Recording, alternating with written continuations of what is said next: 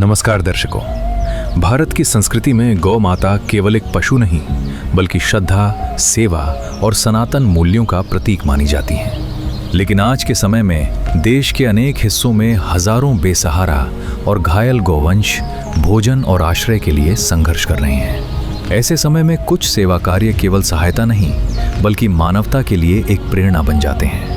हिमाचल प्रदेश की देवभूमि गौशाला में भी एक ऐसा ही दृश्य देखने को मिला, जब जगत गुरु तत्वदर्शी संत रामपाल जी महाराज की प्रेरणा से गौ सेवा के लिए हरे चारे की एक बड़ी खेप गौशाला पहुंचाई गई। ये केवल चारा नहीं था बल्कि उन सैकड़ों गौवंश के लिए राहत और सुरक्षा का संदेश था, जिनकी देखभाल का दायित्व ये गौशाला निभा रही है।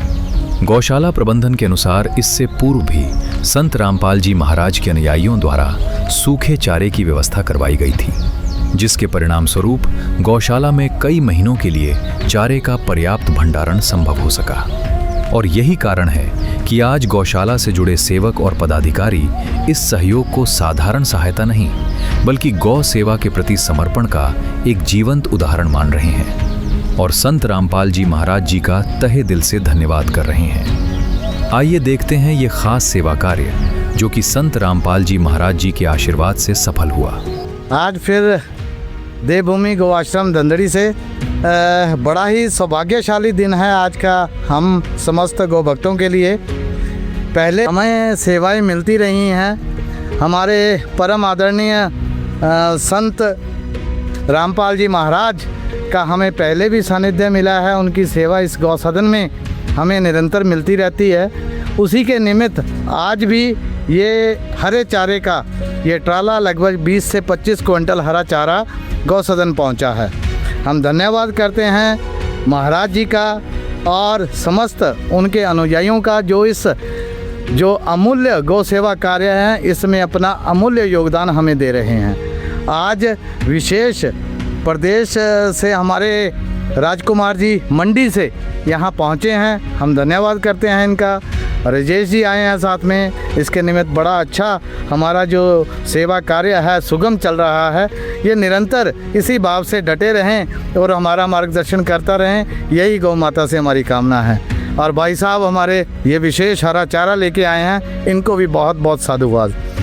तो समाज से अपील है कि इन संत जनों के आशीर्वाद के बिना कोई भी सेवा कार्य जो है वो संभव नहीं हो पाता है।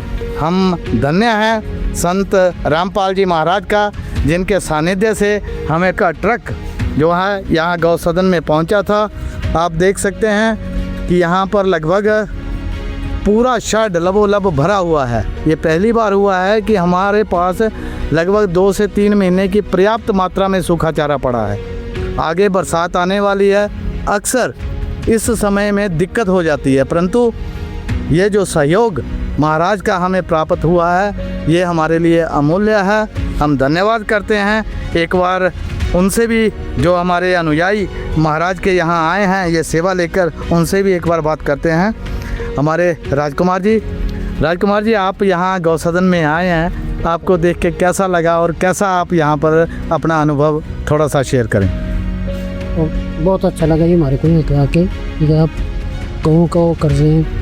जी पालन अच्छी बात है जी। हमारा निरंतर प्रयास है जी, जो सड़कों पर बेसहारा और चोटिल गौवंश, बीमार गौवंश हैं, उन्हें आश्रय देने का हमारा जो है वो पहले औचित्य रहता है, प्राथमिकता इनको रहती है। और उसी के निमित्त लगभग 120 गौवंश यहाँ पर हमारे इस गौसदन में हैं। और इसके अलावा 3 गौसदन और भी चल रहे हैं जहाँ पर लगभग 350 के करीब गौवंश, बेसहारा गौवंश, उन्हें आश्रय दिया गया है।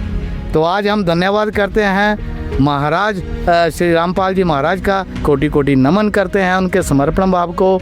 और समस्त समाज से मेरी अपील है कि वह भी इन संतों का सानिध्य करें और संतों के बताए मार्ग पर चलकर सेवा कार्य में अपना अमूल्य योगदान समय समय पर देते रहें। धन्यवाद।